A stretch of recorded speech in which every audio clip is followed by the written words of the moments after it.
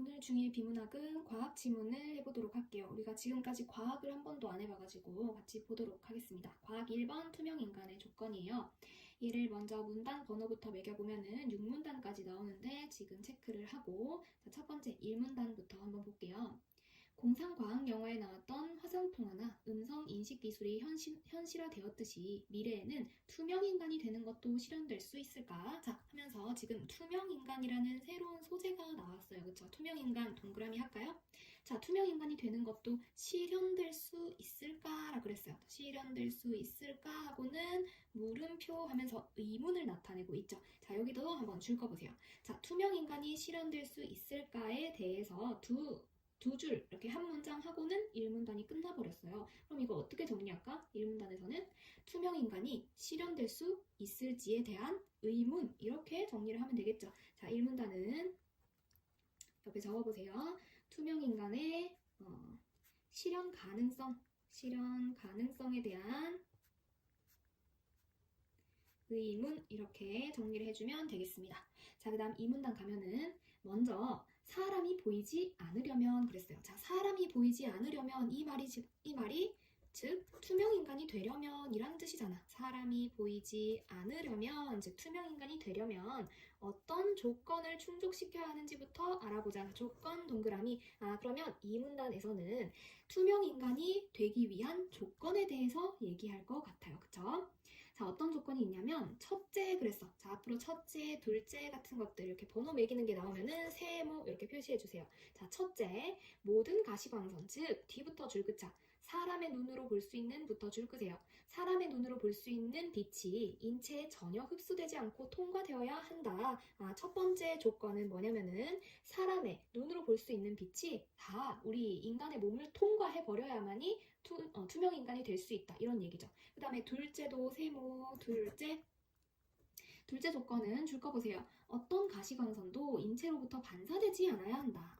그러니까 두 가지. 첫째 조건은 빛이 다 통과해야 된다. 그 다음에 둘째 조건은 모든 게 통과되어야 되지 반사되면 안 된다. 튕겨나오면 안 된다. 그런 거죠. 우리가 물체를 볼 수 있다는 것은 빛이 통과되는 게 아니라 빛이 반사되어 나오기 때문에 우리가 볼 수 있는 거란 말이야. 여러분들이 지금 선생님의 손과 볼펜을 종이를 이런 글씨를 다 볼 수 있는 이유도 다 빛이 반사되기 때문이죠. 빛이 반사되지 않고 통과되었다면 이 모든 걸 우리는 볼 수 없을 거란 말이에요. 자, 그 다음 빛의 속력이 다른 두 물질 사이의 표면에서는 빛의 일부가 반사된다. 두 투명한 물질 사이의 경계면에서 빛이 반사되면 반사된 빛에 따라 경계면을 볼 수 있게 된다. 쌤이 방금 얘기한 거죠. 자, 그 다음부터 괄호 쳐주세요. 투명한 그릇에부터 괄호 열고 투명한 그릇에 물을 넣으면 공기와 물의 경계면을 볼 수 있는 이유가 바로 이 반사된 빛 때문이다까지 괄호 닫아주세요. 자, 지금 첫째, 둘째 조건을 제시하고 나서 투명한 그릇에 물을 넣으면 우리가 그 물의 경계면을 볼 수 있다라는 사례를 제시하고 있지. 우리의 그 이해를 좀 더 돕기 위해서. 자, 지금 이렇게 괄호 친 부분은 예시의 방법을 쓰고 있습니다. 우리 저번 시간에 설명 방법에 대해서 했었지. 정의, 예시, 대조, 비교 등등등 이런 것들을 했었는데 그 중에서 얘는 예시의 방법을 쓰고 있다 볼 수 있고요. 자, 그 다음에 괄호 안쪽에서 보면은 투명한 그릇에 물을 넣으면 공기와 물의 경계면을 볼 수 있는 이유가 자, 이유 네모 이유가 뭐지? 바로 이 반사된 빛 때문이다 그랬죠? 이유라는 말이 나오면 이것은 뭐뭐 때문이다 라는 말과 이렇게 연결시켜 줄 수가 있는 거지, 그치? 자, 그러면은 우리 이렇게 이 문단이 끝났습니다. 이 문단 어떻게 정리해 줄까? 이 문단은 투명인간이 되려면 어떤 조건을 갖춰야 하는지 첫째, 둘째 두 가지 조건을 제시했죠. 어떻게 정리할까요? 그러면은 투명인간이 되기 위한 두 가지 조건 이렇게 해주면 되겠죠. 조건. 자, 이렇게 하면 이 문단도 깔끔하게 정리가 되었습니다. 자, 그 다음 3문단으로 갈게요. 우리가 알고 있는 투명한 액체나 고체 속에서 빛의 속력은 공기 속에서의 속력에 비하여 몇십 퍼센트 느리다. 자, 그 다음 공기 속에 비하여. 자, 공기 속 동그라미. 공기 속에 비해서 물 속에서는 자, 물 속 동그라미. 빛의 속력이 25% 정도. 그 다음 다이아몬드 속에서는 다이아몬드 속 동그라미. 여기서는 빛의 속력이 60% 정도 줄어든다 그랬어요. 자, 공기에 비해서 물속에서는 빛의 속력이 한 25% 정도 줄어들고 다이아 속에서는 빛의 속력이 한 60%나 줄어든대. 그렇다면은 공기 속에서의 빛의 속력이 제일 빠른 거겠지. 제일 빠르고 그 다음 25%밖에 안 줄은 물 속에서의 공기 속력이 그 다음으로 빠르고 그 다음에 제일 많이 줄어든 다이아 속에서의 공기 속력이 제일 느리다. 이렇게 표현할 수 있겠죠. 밑에 한번 정리해 볼래요? 자, 공기 속에서 빛의 속력이 제일 빠르고 그 다음은 물 속, 그 다음은 다이아 속 이렇게 된다라는 겁니다. 그 다음 문장 보면은 물질 속에서의 빛의 속력을 알면 자, 빛의 속력 네모해 주세요. 공기 속에서의 빛의 속력과 물 속에서의 빛의 속력과 다이아 속에서의 빛의 속력을 알면 뭘 알 수 있느냐? 두 물질의 경계면에서 빛이 꺾이는 정도인 굴절률을 계산할 수 있대요. 자, 굴절률 네모. 굴절이란 건 꺾인다라는 뜻인데 꺾이는 정도를 알 수 있다라는 말이에요. 아, 빛의 속력을 알면은 굴절률을 계산할 수 있구나. 그 다음에 굴절률을 알면 뭐를 계산할 수 있대요? 빛의 반사율을 또 계산할 수 있다 그랬어. 빛의 반사율 네모. 이런 차례가 구성이 되는군요. 빛의 속력을 알면 굴절률을 알 수 있고 굴절률을 알면 반사율을 알 수 있다. 자, 그런데 여기 보세요.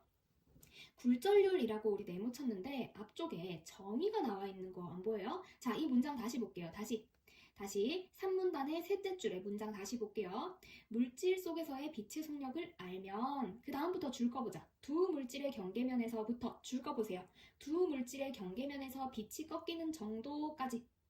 자, 여기까지 줄 거 주면은 두 물질의 경계면에서 빛이 꺾이는 정도인 굴절률을 계산할 수 있다 그랬지. 그러면은 방금 줄근 부분은 굴절률의 정의를 나타낸 부분이란 거 알 수 있겠죠? 우리 아까 전에는 설명 방법으로 예시를 사용했는데 여기에서는 설명 방법으로 정의를 사용하고 있습니다. 그쵸? 자, 그 다음에 어쨌든 이런 관계를 갖고 있다. 자, 이렇게 해서 3문단이 끝났어요. 3문단에서는 지금 공기랑 물이랑 다이아몬드를 이용해서 빛의 속력이 어떠한가에 대해서 얘기를 하고 있었죠. 이렇게 정리해주면 되겠지. 3문단 공기, 물, 다이아몬드 속에서의 빛의 속력 이렇게 정리할 수 있겠습니다. 자, 이 각각 다른 물질 속에서의 빛의 속력. 자, 그 다음에 4문단 내려갈게요. 이러한 방법으로 물과 다이아몬드의 굴절률과 빛의 반사율을 계산해봤대. 자, 줄 거 보세요. 물과 다이아몬드의 굴절률, 빛의 반사율을 계산까지. 자, 이렇게 굴절률이라든지 반사율까지 다 계산을 해봤을 때 어떤 관계가 있냐면은 물의 굴절률은 1.3 정도래요. 자, 보세요. 물의 굴절률은 아까는 빛의 속력은 25, 60% 이렇게 됐다면은 이번에는 굴절률에 대해서 정리를 해볼게요. 자, 물의 굴절률은 얼마라고? 1.3 정도고 그 다음에 반사율은 얼마래요? 굴절률과 반사율 이렇게 정리를 해볼게요. 자, 아까는 빛의 속력에 대해서 이렇게 정리를 했고 굴절률과 반사율에 대해서는 여기다가 적어볼게요. 굴절률은 1.3이고 반사율은 얼마래? 2% 정도가 반사된다라고 되어 있네. 그치? 그 다음에 옆에 다이아몬드의 굴절률은 2.4 정도이며 다이아는 2.4 정도이고요. 그 다음에 반사율은 어떻게 된대? 17% 정도가 반사된다. 반사 되게 많이 되네. 그래서 반짝반짝 거리나 보다. 자, 이렇게 되는데 우리 이거 한번 보세요. 자, 빛의 속력은 공기에서, 물에서 다이아로 갈수록 점점 느려지고 있어. 그치? 느려지고 있는데 굴절률은 어때요? 점점 숫자가 커지는 거 알 수 있죠. 그쵸? 그러니까 이거 보니까 알겠다. 빛의 속력이 점점점 느려질수록 굴절률은 커지는구나. 숫자가 1.3과 2.4를 비교했을 때 얘가 더 크잖아. 이런 관계가 정립이 되는군요. 그럼 옆에다가 한번 정리해서 써볼까? 빛의 속력이 느릴수록 자, 다이아로 갈수록 느려지죠. 그럴수록 굴절률이 어떻게 된다? 커진다. 자, 이렇게 옆에다가 정리를 하나 해주세요. 자, 그 다음에 다시 본문으로 가볼게요. 자, 표면에서 빛은 17% 정도가 반사된다. 그런데 했지. 자, 그런데와 같은 앞에 것과 반대 역접이 되는 내용이 나올 것 같은 이런 표지들이 나오면은 세모해 줍시다. 그런데 빛이 반사되면 경계면이 보여 투명인간이 될 수 없으므로 투명인간의 반사율은 0이 되어야 하는 것이다. 당연하지, 그치? 자, 얘네들처럼 우리가 지금 살아가는 세계처럼 빛이 계속 반사되면 당연히 보이잖아. 우리가 눈에 보이는 이유가 뭐랬어? 빛이 반사되기 때문에 눈에 보인다 했죠. 그러니까 투명 인간이 되려면 반사가 되면 안 돼, 그치? 그러니까 반사율은 0이 되어야 된다, 이런 얘기거든요. 자, 그렇다면 우리 4문단 끝났으니까 얘도 정리를 한번 해보자. 자, 4문단에서는 어떤 얘기했어? 굴절률과 반사율 얘기했잖아. 그러니까 물과 다이아몬드의 굴절률과 빛의 반사율. 자, 이거를 4문단에서는 얘기를 했습니다. 자, 그 다음 5문단으로 내려갈게요. 이처럼 그랬는데, 자, 이처럼 동그라미. 자, 이처럼 이와 같이 이런 말이 나오면 위에서 언급했던 부분을 그대로 다시 언급할 거라는 거, 앞말이 이어질 거라는 거를 알 수가 있어요. 자, 이처럼 모든 빛이 전혀 흡수되지도 않고 반사되지도 않으면 줄 거 보세요.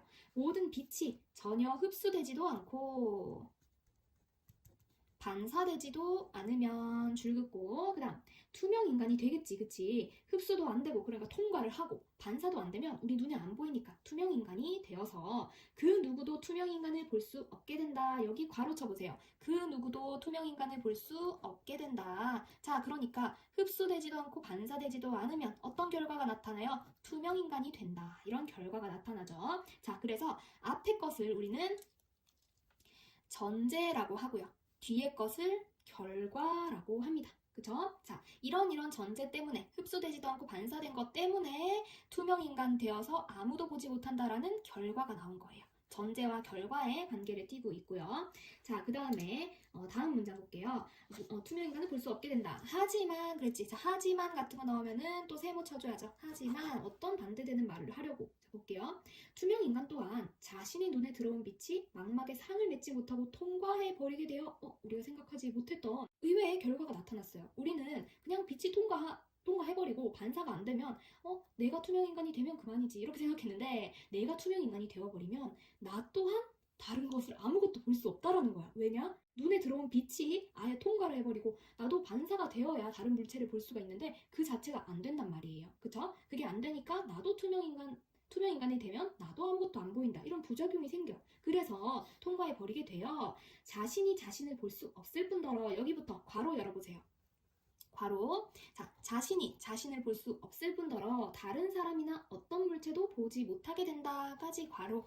두 번째 결과가 나왔네. 아까 이 흡수 안 되고 반사가 안 되면 이런 결과도 나오고 이런 두 번째 결과도 나오는구나. 그럼 아까 전에 첫 번째는 결과 1, 지금은 결과 2 이렇게 해줄 수 있겠죠. 자, 만약 투명인간의 눈이 빛을 감지한다면 빛을 조금 흡수해야 할 테니 그 눈이 어둡게 이렇게 희미하게 보여서 완전한 투명인간이 될 수 없다. 그치? 투명인간이 뭔가를 볼 수 있게 된다면 그러면 당연히 다른 사람들한테 보이게 될 거란 말이야. 그러니까 완전한 투명인간이 안 된다. 이러고 이제 5문단이 끝났어요. 자, 5문단에서는 지금 어떤 얘기하고 있지? 빛이 흡수되지 않고 반사도 되지 않으면 이런 결과가 나타납니다. 이걸 얘기하고 있죠? 그럼 어떻게 적을까? 5문단은 빛이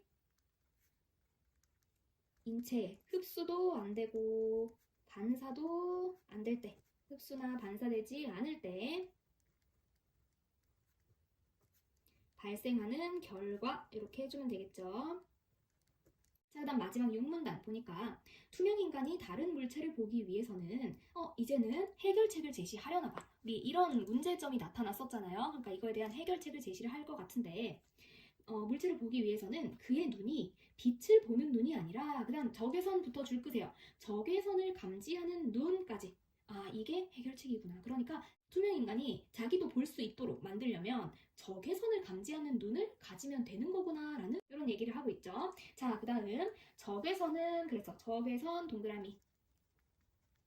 자, 지금 6문단의 둘째 줄에 있는 적외선이에요. 자, 적외선은 하고 줄 끕시다. 태양이 방출하는 빛을 프리즘으로 분산시켰을 때 적색선의 끝보다 더 바깥쪽에 있는 전자기파까지. 자, 지금 이거 어떤 설명 방식 사용하고 있어? 알겠지? 이제 너무 쉽잖아. 정의의 방식을 사용하고 있습니다. 자, 그 다음 넓은 뜻의 비치기는 하지만 사람의 눈에는 보이지 않는다. 얘도 줄 끄세요. 사람의 눈에는 보이지 않는다. 자, 얘를 줄 끄면 아까 전에는 적외선의 정의였다면 이번에는 적외선의 특징에 대해서 설명하고 있구나 볼 수 있죠. 아, 적외선은 이런 기파를 말하는데 사람 눈에는 안 보인다는 특징이 있구나. 적외선에 대해서 정의와 특징을 제시를 하고 있어요. 자, 그 다음 그런데 그랬어. 자, 그런데 역시나 세모 쳐줘야지. 뒷부분에서 또 어떤 반전이 나올까? 우리 주위의 모든 물체는 적외선을 방사함으로. 자, 방사는 내뿜는다는 거야. 뿜뿜 뿜뿜. 우리 주변의 모든 물체는 적외선을 뿜뿜한대요. 그렇기 때문에 적외선을 감지할 수 있는 눈이라면 모든 물체를 다 볼 수 있다라는 거지. 왜? 모든 물체가 다 적외선을 뿜뿜하기 때문에. 자, 그런데 반면에 그랬네. 또 반전이야. 반면에 지금 이번에는 어떤 반대되는 이야기를 할 거냐면 그냥 보통 인간의 눈은 적외선을 감지하지 못한다. 그러니까 이 반면에는 앞에서는 투명 인간, 뒤에서는 그냥 보통 인간의 눈을 얘기를 하면서 이렇게 대조를 시키고 있는 거죠. 인간의 눈은 적외선을 감지하지 못하므로 투명 인간이 적외선을 흡수하든 반사하든 우리 눈에는 보이지 않을 것이다. 그랬어요. 그러니까 해결책은 뭐야? 투명 인간의 눈이 적외선을 감지할 수 있는 눈이면 된다. 라는 얘기죠. 유구문단 어떻게 정리할까요? 투명 인간이 다른 물체를 보는 방법 이렇게 정리를 할 수도 있겠습니다. 투명 인간이 다른 물체를 보는 방법이 뭐예요? 적외선을 감지할 수 있는 눈을 가지면 된다. 이런 얘기였습니다. 자, 그러면 잠시 멈춰두고 두 문제 풀고 오세요. 자, 문제 1번부터 볼게요. 답은 2번이었죠. 어떤 부분이 틀렸어요? 빛의 속력이 동일한 두 물질 사이의 표면에서는 빛의 일부가 반사된다 했는데 아까 이거 2문단에서 셋째 줄 보세요. 2문단의 셋째 줄 끝부분 가면은 빛의 속력이 다른 두 물질 사이의 표면에서는 빛의 일부가 반사된다 그랬지. 그러니까 동일한이 여기 틀렸네요. 그쵸? 동일한이 아니라 빛의 속력이 다른 두 물체라 그랬으니까 2번이 틀린 겁니다. 나머지는 다 보면 여기 본문에 나와 있었어요. 그 다음 2번 문제를 보면은 윗글을 바탕으로 보기를 이해한 내용으로 적절한 것은 했는데 이거 같이 한번 볼게요. 일단 보기를 보니까 물컵과 설탕물 컵 이렇게 두고 젓가락을 넣어 놓으니까 이 물에 들어간 젓가락은 요만큼 구부러진 걸로 보이는데 설탕물에 들어간 젓가락은 이만큼이나 더 많이 구부러져 있다라는 얘기를 하고 있어요. 자, 그래서 보면 보기에 빛의 굴절로 인해 빛의 굴절. 자, 이게 왜 이렇게 보이는 거야? 실제로는 구부러지지 않았는데 빛이 구부러지는 현상 때문에, 즉 빛의 굴절 때문에 우리 눈에 그냥 이렇게 보일 뿐이다 라는 거잖아. 그래서 빛의 굴절로 인해 투명한 컵에 물과 설탕물을 넣고 젓가락을 그 안에 넣으면 젓가락이 구부러져 보이는데 설탕물의 농도가 진해질수록, 자, 여기부터 줄 거 보세요. 설탕물의 농도가 진해질수록 더욱더 많이 구부러져 보인다 그랬어요. 여기 줄 끄세요. 자, 농도가 진해질수록 어떻게 된대? 굴절 더 많이 구부러져 보인다 하니까 굴절이 더 많이 된다. 즉 굴절률이 더 커진다라고 볼 수도 있겠죠. 자, 방금 줄근 부분에 이렇게 써주세요. 굴절률이 더 커진다. 농도가 진해질수록 굴절률이 커진다. 이거 체크해놓고 지나갑시다. 자, 그럼 여기 선택지 볼게요. 1번. 물과 설탕물 속에서의 빛의 속력은 서로 같다? 어때요? 우리 아까 이거를 한번 보세요. 빛의 속력이 느려질수록 굴절률이 커진다 그랬잖아. 그렇다면 보세요. 아까 굴절률이 커진다라는 말은 뭐랑도 똑같다고 할 수 있어. 빛의 속력이 느려진다라는 말과도 동일하다 볼 수 있겠죠. 자, 보세요. 빛의 속력이 느려질수록 굴절률이 커진다 했으니까 굴절률이 커질수록 빛의 속력이 느려진다. 똑같은 말이죠. 자, 그러면 농도가 진해질수록 굴절률이 커지고 굴절률이 커질수록 빛의 속력이 줄어든다. 그렇다면 농도가 커질수록 빛의 속력도 느려진다. 이렇게 볼 수도 있는 거란 말이야. 그러면 1번 선택지 다시 보면 물과 설탕물 속에서의 빛의 속력은 서로 같다 그랬는데 물과 설탕물이 뭐가 달라요? 농도가 다르지. 그러면 농도가 다르니까 빛의 속력은 당연히 다를 거 아니에요. 그쵸? 이게 물이고 이게 설탕물이라면 얘가 농도가 좀 더 진하기 때문에 농도가 더 진할수록 빛의 속력은 느려지잖아.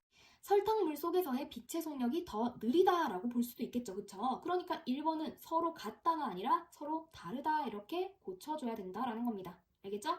그다음 2번. 물의 표면에서보다 설탕물의 표면에서 더 적은 빛이 반사된다 그랬는데 우리 아까 전에 정리해 놓은 거에서 한 번 더 보세요. 아까 반사율이란 말은 어디서 나왔어요? 여기서 나왔네. 반사율은 2%, 17% 이런 애들을 얘기하는 거였는데 반사율도 한번 변화를 한번 보세요. 일단 빛의 속력이 이쪽으로 갈수록 점점 더 느려지는데 그 변화와 동시에 굴절률은 어떻게 돼요? 점점 커지지.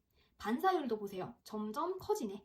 1.3에서 2.4로 커지고 2에서 17로 커집니다. 그러니까 빛의 속력이 느려질수록 반사율도 커지고 있구나라는 거 알 수 있다. 그렇다면 여기다가 또 뭘 추가해 줄 수 있겠어? 반사율이 커진다. 와, 그러면 다 추가해서 완성됐다. 보세요. 농도가 진해질수록 굴절률도 커지고 그러면서 동시에 빛의 속력은 느려지고 반사율은 커지는구나. 자, 이런 게 정리가 되었어요. 이렇게 한눈에 잘 보이게 좀 표시를 할게요. 자, 우리가 글을 통해서 이런 정리를 할 수가 있게 되었어요. 자, 그러면은 2번 보면은 물의 표면에서보다 설탕물의 표면에서 더 적은 빛이 반사된다 그랬는데 물 표면보다 설탕물이 더 농도가 진하잖아, 그치? 더 뭔가를 그 설탕물을 녹여놨으니까 이게 더 농도가 진할수록 빛의 반사율은 어때? 더 커진다 그랬네. 그렇다면 더 적은 빛이 반사된다가 아니라 더 많은 빛이 반사된다로 고쳐줘야겠죠. 그래서 2번이 틀린 거. 그 다음 3번. 설탕물의 농도가 진해질수록 설탕물 속에서의 빛의 속력은 빨라진다. 자, 농도가 진해질수록 빛의 속력은 어떻대? 느려진다잖아, 그치? 빨라진다가 아니라 느려진다로 고쳐주면 됩니다. 4번. 물과 설탕물 모두 공기와의 경계면을 사람의 눈으로 확인할 수 없다 그랬는데 자, 지금 우리가 물이라든지 어떤 우리 주변의 물체라든지 우리가 못 보는 거 없잖아요. 다 볼 수 있어. 왜 다 볼 수 있어요? 빛이 반사되니까, 그치? 그래서 물을 따라둔 것도 설탕물을 따라둔 것도 이 표면을 우리가 눈으로 볼 수 있잖아요. 그래서 사람의 눈으로 확인할 수 없다. 이게 틀린 거지. 확인할 수 있다로 고쳐주면 됩니다. 자, 그 다음에 마지막 5번. 5번이 답이었는데 물보다 설탕물의 굴절률이 더 크면, 그쵸? 자, 물보다 설탕물의 농도가 더 진하니까 굴절률도 더 크다. 그 다음 설탕물의 농도가 진해질수록 굴절률이 더 커진다. 똑같은 말이네. 설탕물의 농도가 진해질수록 굴절률이 더 커진다 했으니까 5번이 맞는 답이었습니다. 자, 오늘도 고생 많았어요.